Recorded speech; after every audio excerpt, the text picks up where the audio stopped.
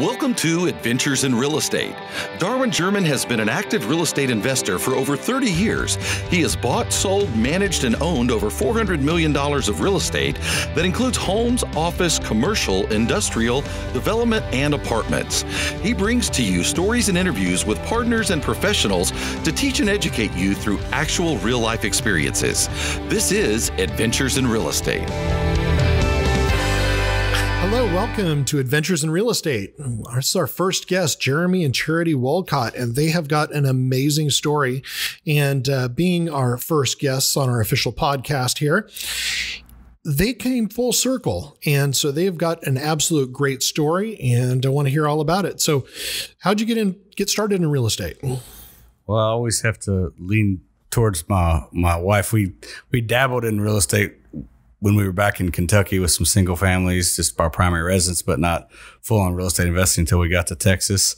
And so it was really my wife that found the path that we're on now. So I'll let her tell a little bit about it. Yeah, we had the opportunity with my previous employer to move to Australia for a year. And we loved Australia, but we also knew when we came back that we were moving to Texas. We moved to Texas. We were here for 13 months, and then I got the joy of being laid off. And we actually looked at it as a great opportunity for us to figure out, what do we want to do with our lives? What direction do we want to move forward in? And it also really brought home to us that we really were just a cog in the wheel. A month before getting laid off, I actually got promoted. So I knew that it wasn't me. I knew I didn't take it personally, but I also knew that it could happen again at any time. And so we started doing research. We looked into a lot of different things. We looked at, starting a business. We looked at buying a franchise. But I knew that we had always talked about real estate. So I circled back to that. And we decided that we wanted to move forward with it. And, Dallas, Fort Worth was an excellent area to start investing in, a great opportunity for us. And so we went full hog into real estate investing. What year was that? 2012. 2012. So you got in a great time to start investing in 2012. Is that when you got laid off as well? That was when I got laid off. Yep.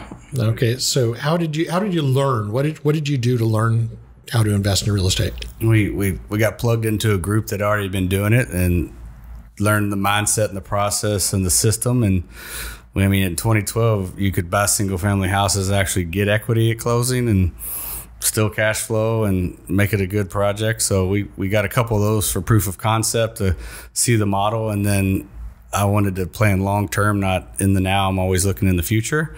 And I said, I don't want to own 20 individual houses. I know some people do. We have got partners in there that do, and they like to tinker. That's too much hands-on work for me. Owning 20 houses is owning a job. Yes. Yeah, you become and we've got a young family also, and we didn't want a second job. We wanted to be able to spend our free time with our children, not having another job. How old were your kids in 2012? We had a 2-year-old and our second, in the oven. And a bun in the oven. Yeah, our second daughter was born in 2013, and Jeremy and I joke about me changing diapers and having a newborn at our second single-family rental house in the driveway waiting for the general contractor to be there, and it made us quickly realize that's not what we wanted long-term. Yeah, it's fun for the short term, but it gave you the idea and the mindset, and then looking at that and expanding on that idea. For me, it wasn't scalable, so I quickly said, let's just liquidate the houses. We've got equity in them, take this capital, and then move into this other avenue called multifamily. And that's where I met Darwin German, and got invested passively in a project in 2014. Quick question on that, going back a little bit. So when she got laid off, were you working? I was not. I was still, we just moved here, so I was like on contractor basis and was going to full-time work with the company I was at. But I'm still a contractor. Wow. So you guys had some money, invested in some houses, realized that was a lot of work, and pretty much neither one of you working at the time, just some contract labor for Jeremy, and got involved. That is a ballsy move.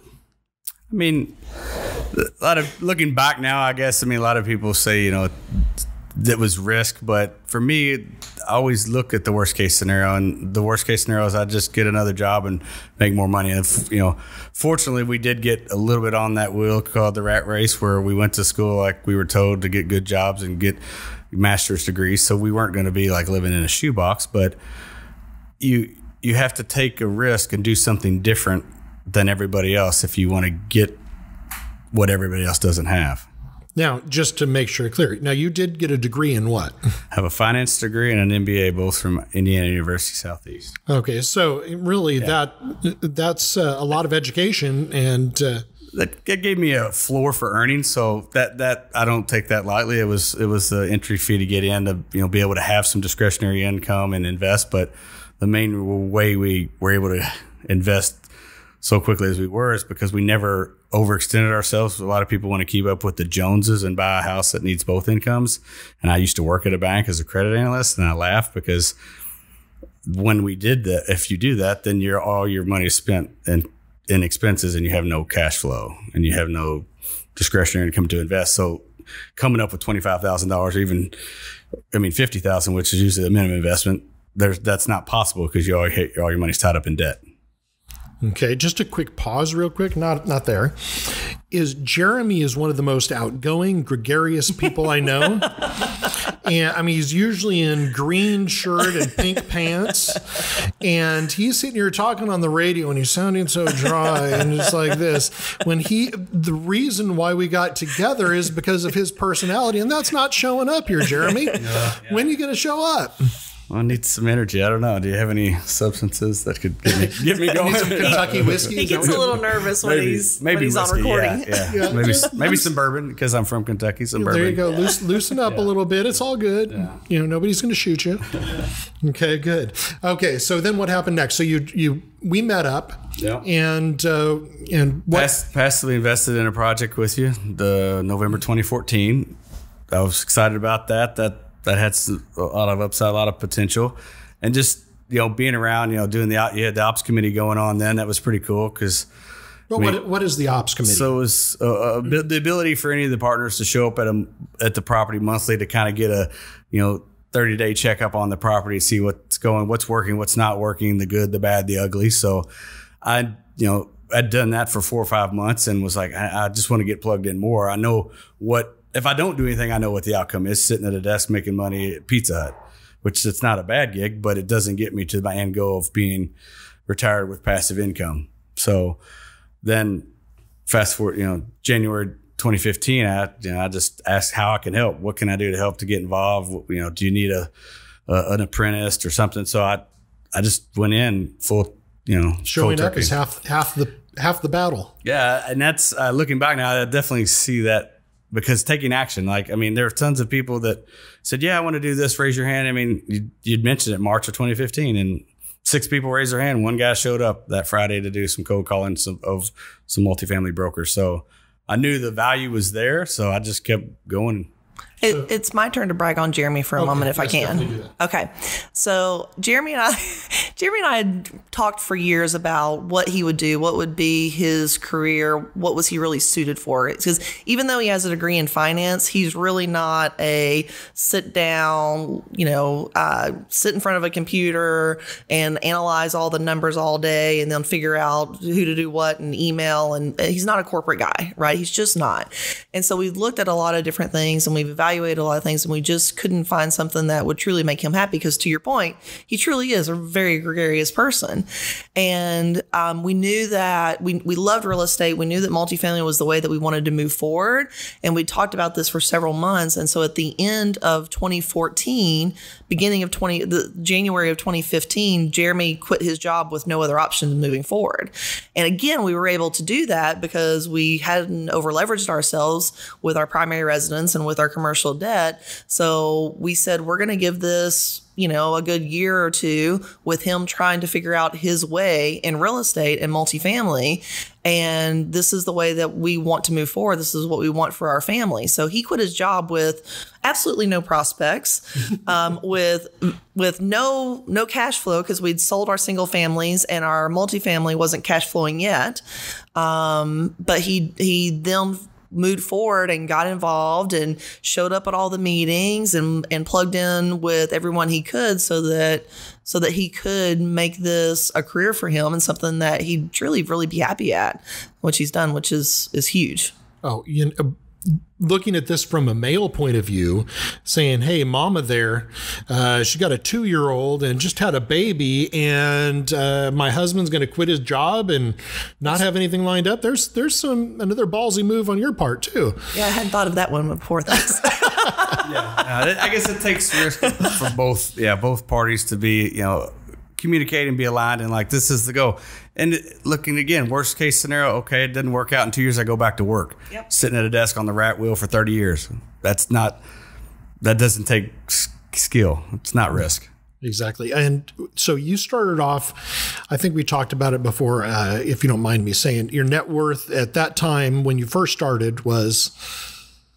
I'll say not accredited. It was below 400. Okay, go ahead. Yeah, and then fast forward 4 years, I've grown my net worth 7-fold, and now accredited investor. So we'll let the guests do the math, but it's still pretty good. But you grow your net worth 7-fold. Even that beginning part, did you get some of that from the single family? It was some single family. It was doing the taboo thing of cashing out a 401k. Woo.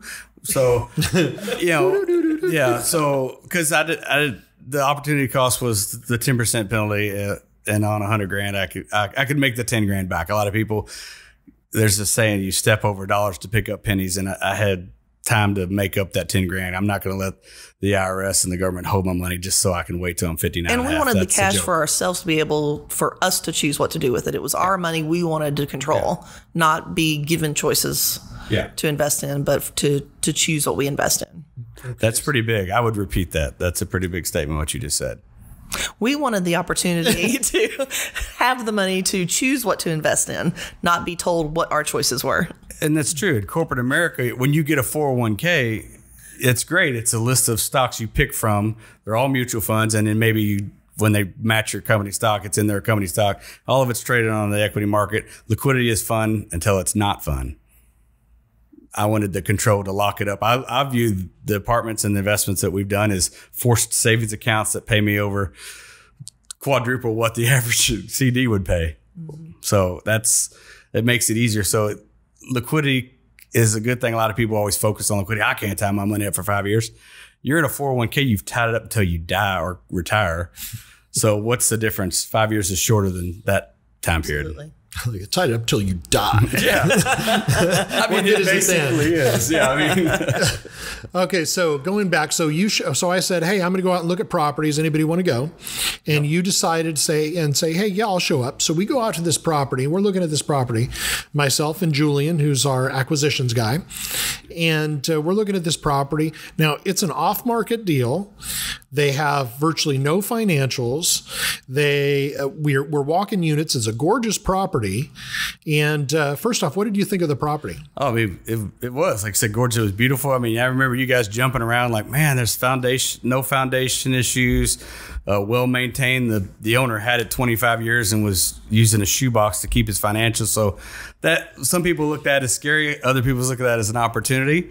So from the bones, I knew we walked a couple units. Every unit had granite in it, and he was below market rent. I mean, all that was piling up, and then walking with two people that have over 20 years experience walking a property. I'm just the guy to be part of this. I was just grateful to be involved in something like that, because if I tried to go out and do it on my own without a team or somebody that's already done what you want to do, you got to find a mentor, because if you don't, I mean, that's how people fail, because you go out and do it because, I'll figure it out. Well, why don't you just ask somebody that's done it for so long and help them do more? Very nice. Very well said. Now, so we're looking at that property, and they said, basically the seller's broker said, hey, if you want this, we've got 3 more tours showing up. And so we did our back of the napkin analysis and said, okay, we'll take it. We'll pay this amount. It's that good. We have to put up non-refundable money day one. It was $100,000 non-refundable day one. And, I want to see whether this Yahoo, how old were you at the time? 35. See, I want to see if this 35-year-old who shows up here doesn't know anything, see if he's for real or not. You can go ahead and call him a Yahoo again. Yeah. And say, I just want to see if he's real, put him to the test this way and say, okay, I'm putting up 50 grand non-refundable. You ready to put up 50,000 non-refundable? What was your answer? Yep, let's go. And the best part of the whole story is I didn't even confer with my wife. I just did it, and then we walked a little bit more, and then I got in the car and called my wife and said, I think we're in an apartment deal now, babe. I have to wire $50,000 today. Exactly. So you're a trooper. You're a big support there. If you guys aren't on the same page, then none of this would have happened. Yeah, I mean, I think that's the really good thing that I appreciate about us is that we constantly communicate about our dreams, about what's working, what's not working, and especially about finances and where we want to go. So when he called me, we'd already had the discussion. It wasn't a decision that I need to make. I was supporting him and our dream for the future. So yeah, go for it. Let's do it. Yeah. And so from there, I saw that here was this guy, very outgoing, not that anybody on the radio can tell it. and he is a great people person, knows everybody's names, birthdays, kids' names, wives' names, anniversaries, everything they've done, what they did last summer. He'll sit down and drink a half a bottle of whiskey with them and not have a problem. But he knows everybody. So I needed that person on my team to help be an advocate for passive partners. And so he went out there and I offered him a position saying, hey, I'll give you X and I want you to go out and be the advocate for the passive partners. And when we have a deal, raise the money for it. And so I made that offer. What did you think of that offer? Well, first, because we always want to look at the math, and most people look short-sighted. So I actually turned down the first offer, and I was like, that just doesn't make sense. It's not enough because I wasn't seeing the big picture. Like on one project, it would not have offset 20% of what I was making as a day job. So I was like going through that. So then I day job? The day job from 9 months ago. That's true. The day job from 9 months ago I could fall back into with one eye closed, but. It was like that's I was trying to figure out how this not have cash flow or it's not gonna. How is this gonna work? How is this gonna work long term? And then I was like, well, I didn't know that in 5 years we raised almost $50 million. So that it's all a moot point now. But it's like, okay, let's give it a shot. I talked with my wife and conferred with another guy and he told me a pretty funny old time story about an old bull and a young bull. You know what? I don't mind. Tell that story. I'll make it PC. It's a good story, and I'll change the words so it makes it real. So there's two bulls at the top of the hill, a young bull and an old bull. And the young bulls, they're on top of the hill, and they look down the valley, and there's tons of female bulls at the bottom of the hill, like thousands. And the young bull is very excited. He goes, oh, man, let's get down there. Get down there. We'll go meet one of them. Just meet one. We'll just go down there and meet one. And the old bull looks over at him and goes, no, let's walk down there and we'll meet them all. So then I had to take it out of that context and put it in a money context or, the growth. And I went, okay, that makes sense. So then we agreed. The PC version is not quite as but we go as effective. But we go, after that you go forward and then fast forward 5 years, it does make sense. But, I honestly did not know what would happen in 5 years. I think somebody else might have. What did you say to that when he said, this doesn't look like enough? After he conferred with his other mentor and we got the analogy and we started talking about it a little more, we went back and we looked at it and we ran some numbers and we again did that worst case scenario, right? Worst case scenario, this happens and it takes this long, it takes 5 years instead of 2 years, or it takes, whatever happens. Ultimately, though, a big part of it was his happiness also, because, again, circling back to trying to find something that he'd truly be happy at and passionate about. When I saw him talking with the passive investors for that first project and I saw him getting involved with the organization, it was probably the first time I really saw him happy in a professional setting. And that was huge. That was really huge for him and his well-being moving forward. So that combined with, okay, well, maybe it takes longer, which it didn't, but maybe it takes longer than we thought, that totally made it worthwhile. Okay, so we're going to fast forward here to the end real quick. So, what's happened the last couple months? What's happening in your life? The last couple months, we've been frantically trying to unwind a house we've lived in for 8 years. Why is that? We are planning an international move to Mexico to spend time in a culture and an environment that's been around since like the 1600s and get our kids bilingual. We have two girls, 9 and 5, and if they're not bilingual in 10 years, then they have less opportunities than people that are. Okay. And what does Charity's work think of that? Charity doesn't care. Charity no longer has a work. So you did that. So insert the music, take this job and shove it. She has a better story than that. That would be funny. No, I mean, I truly enjoyed my work, and the company and the position that I had previously, I loved, but I also joined the company being completely transparent with our involvement in real estate, and tried to share the knowledge with several individuals there, and you know, they knew that ultimately the goal was for me to be able to have enough passive income to retire.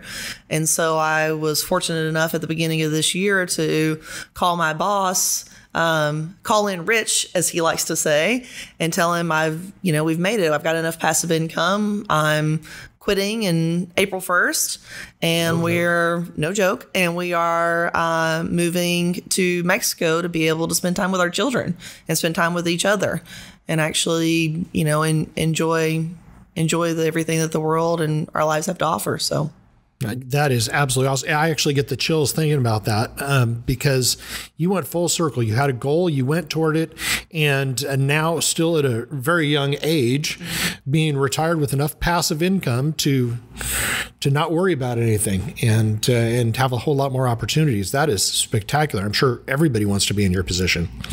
I mean, a lot of people do ask, how do I get there? And I'm more than happy to talk to anybody. But I mean, you set a goal and you work towards the goal. A lot of people, you pick up quotes and hear things. So the more I look around me, I continue to learn. And one of the quotes is, you overestimate what you can do in a year, but you underestimate what you can do in 5. Because when we were discussing that first project, we were sitting in the office in Euless, and I'd mentioned I can do it in 5, but sorry, I did it in 4. So it's like you definitely, a lot of people get lost in the first step of not even planning or even attempting to plan because they think it's risk. The hardest part is to make the plan. Once the plan's made, then you just execute it. And okay, if it takes 7 years, it probably won't, but just get on the plan and do it. And then it's still better than the 30. It's better than sitting in 30 years in a cube, hoping that you have enough money when you retire. I don't hope anymore. Well, what's nice about the position that you've been in is you've talked to how many people have you talked to that are in our group? I mean, we have 200 active partners, but thousands in 5 years, thousands of people. What are the thousands of families? What are the common denominators of what they're looking for and what they want? I think for me, listening to Jeremy, I think the biggest common denominator is everyone wished they'd done it sooner. Everyone wished they had started sooner.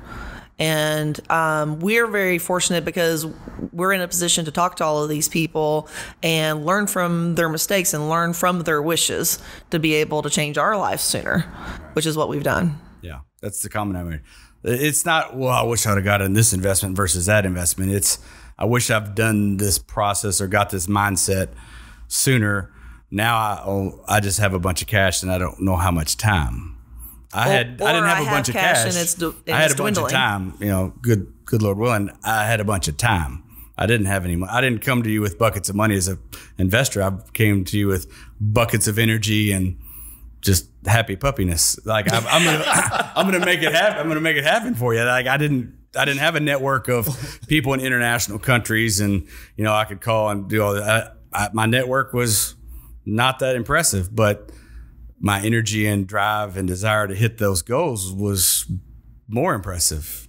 Looking back now, I guess I I don't have time to reflect. I'll reflect when I'm on the road for 5 days next week. Yes, because you're leaving on Sunday and driving down, right? Yes, driving all the way through Laredo to the Yucatan. You know, what's funny is my wife is jealous of you because she wants me to stop, and she wants us to be in a position that just say forget it. But you know, I that's not something I can do. It's not in my nature to stop. Well, I think we're very fortunate that Jeremy's in a position that, you know, what he does is talk to people. He makes connections with people. He builds relationships, and you can do that.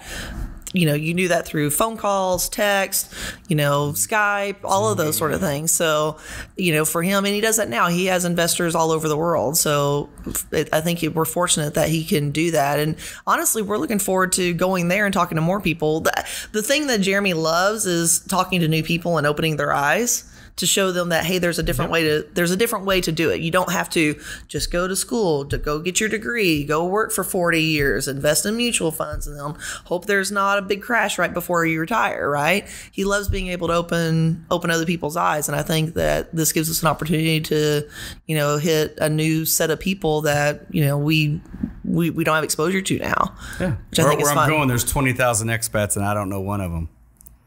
Oh, that'll be fun. Well, I've always loved your happy puppiness, and so I was worried that, hey, you're going to be gone, and now I'm going to be without my happy puppy, and this is the first Batman time we've Robin, ever man. used No. any of that. No. So I should have used Batman and Robin or Fred Flintstone and Barney Rubble. yeah, well, Those are your I ones. look more like Fred Flintstone, so that's appropriate. But getting back to that is, I was worried that you're going to go down there, and I still am worried that, you know, you'll lose some of that connection, things like that. But you're saying I'm not losing, I'm gaining. And how is that? Well, with Charity no longer working, she, you know, her job, hasn't really shared much of it. She's downplaying what she did at her job, but she managed a team of 4 or 5 people that all had college degrees and were high paid individuals. So managing a team of 5 going to just managing some goofball's inbox, or me, or both, I think she can handle that and actually improve upon what I lack in terms of email. I'm better on a phone or in person than playing on the computer. So people will still be able to contact you, talk to you, Skype, absolutely. Zoom, however you're going to do that? Yep. Same phone number. AT&T Mexico works down there. They have AT&T offices down there right next to the Starbucks, right next to the Costco. Well, we'll plug it again at the end, but how do they reach you if they want to talk to you? Just cell phone numbers, 502-271-0236. And my email is Jeremy, Jeremy, @darwingerman.com. And he loves talking real estate. You might call for a 5-minute question and you'll be on for an hour, just because he loves talking about it, and he gets the other person excited and interested, which, again, for me and from the outside, that's the fun part, is seeing him so passionate about something. If there's somebody new getting involved in real estate, what are some of the stories you tell, or some of the information from your history? I mean, I just start, you know, kind of paint the picture and go through how we started, why I made the transition into multifamily, because of what my goals were. So I always set up the plan. You know, you work with the plan, work to go with the end game in mind, and then you work back to it. So my end game was, I didn't want to be a landlord. I wanted to deploy capital and be an investor, you know, in cash flow quadrant, the EBIS. The B is cool. That's you. But I want to be an I. The I is the investor. He or she doesn't do anything but play professional money manager for their money.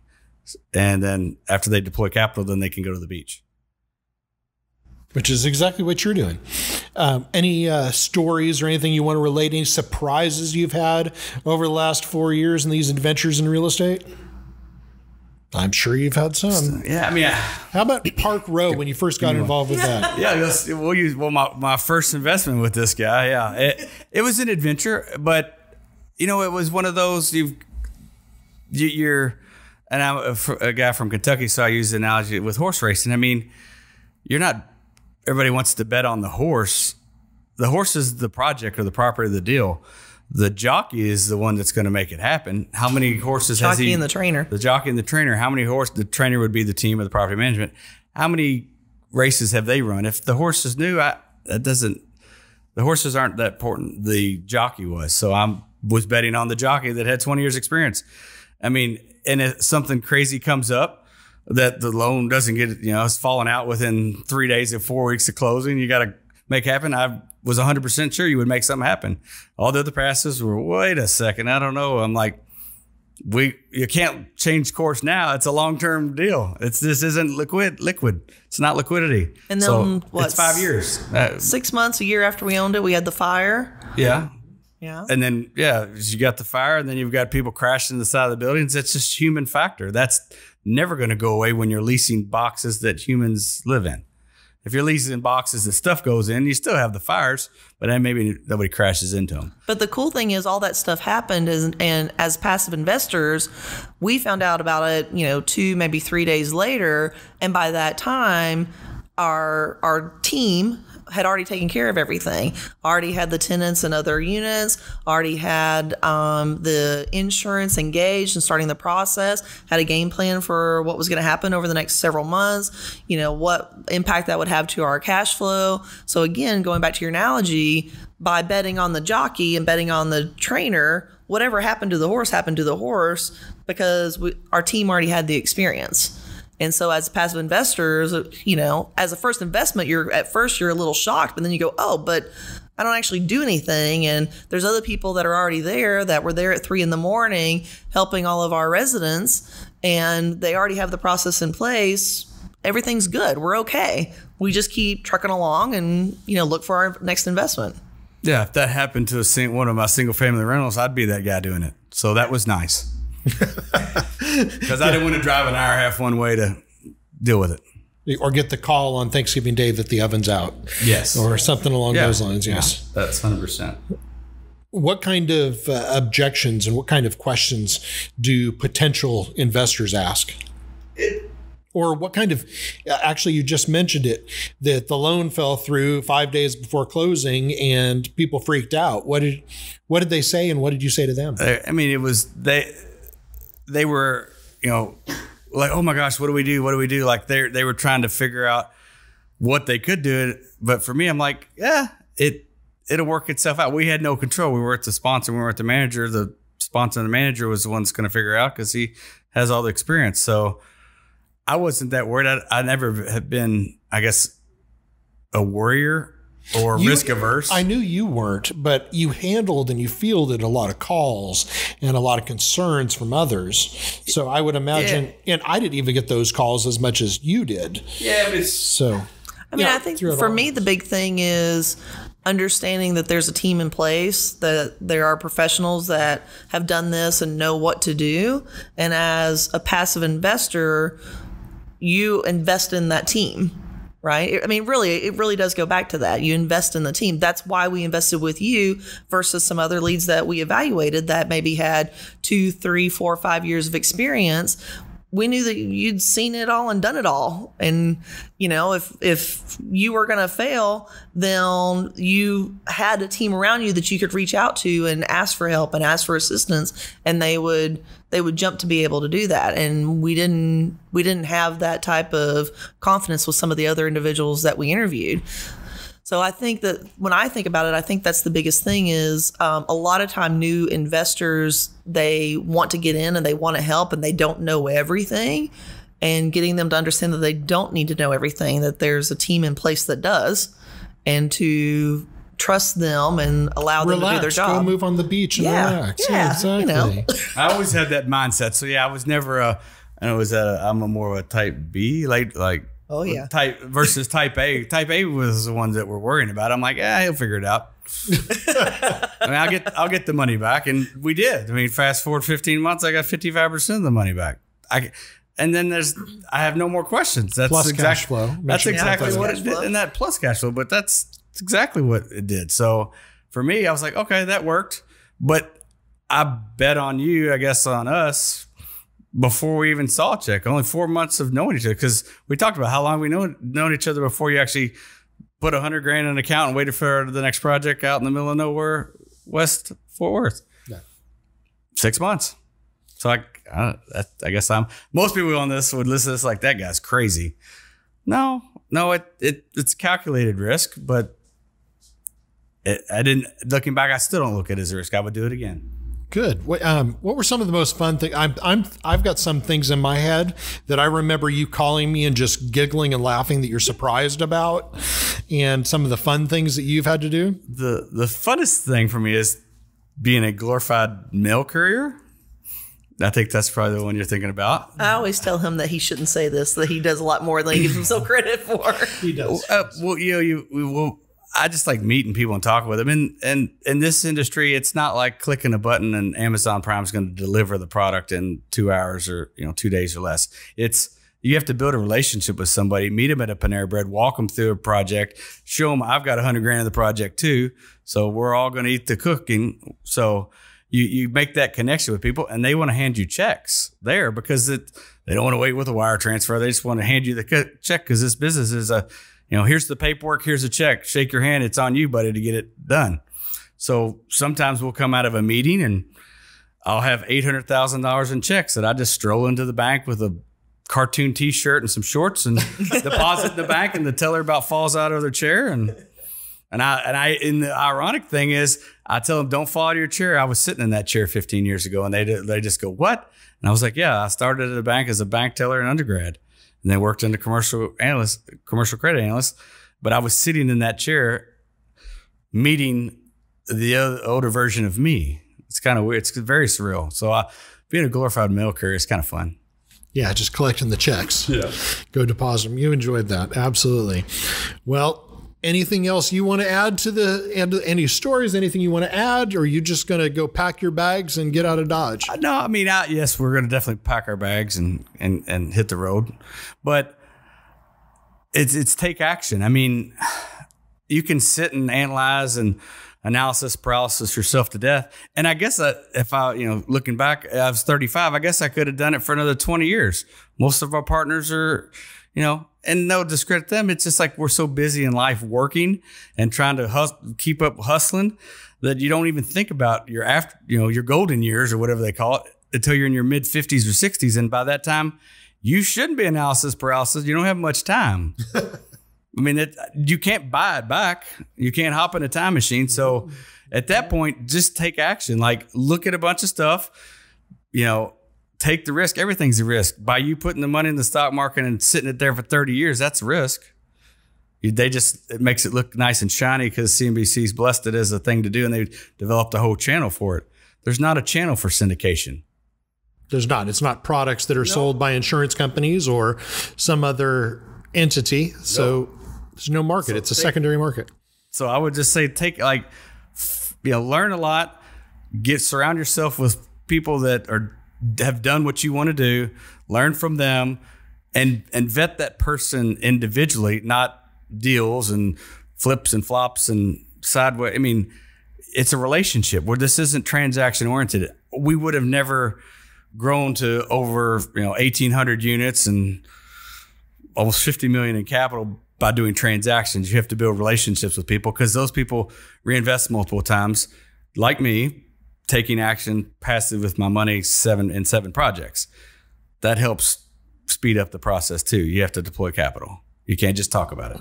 Absolutely. And your final in the States responsibility to the company is going to be what tomorrow? Show up at an apartment tour on our latest closing, which is over a $30 million project, 312 units in Carrollton, Texas, and hang out with my friends for 3.5 hours. Exactly. Go out with, like I said, we do behind the scenes tours. Those are free to come to. By the time anybody listens to this, you're going to be gone and on the beach in Mexico. Yep. But we do that. We do monthly meetings and provide education. And it's all free because we make our money on real estate, not on education or mentoring. So come on out, send Jeremy an email at jeremy@darwingerman.com. And most likely, if you get a quick reply, it's going to come back from charity. So 100%. I'm transparent. Yes. But if you call, you'll talk to Jeremy. Yes. So that'll be a nice thing. So congratulations. You guys went full circle and still very young to enjoy the rest of your life and your kids while they're young. Enjoy it. I miss that. So very proud of you, very happy for you. And I'm sure a whole lot of people listening are somewhat jealous. So any final thoughts? I just, personally to you, I just want to thank you for the opportunity. No, you're very welcome. Very welcome. Well, thank you so much. And that'll do it for today. Have a great day. We hope you enjoyed this episode of Adventures in Real Estate. Please share this information with family and friends so that they too can benefit and learn from Darwin German's experiences. If you are interested in learning more or even becoming a partner or investor with Darwin German, please go to darwingerman.com. Follow your dreams and invest in real estate.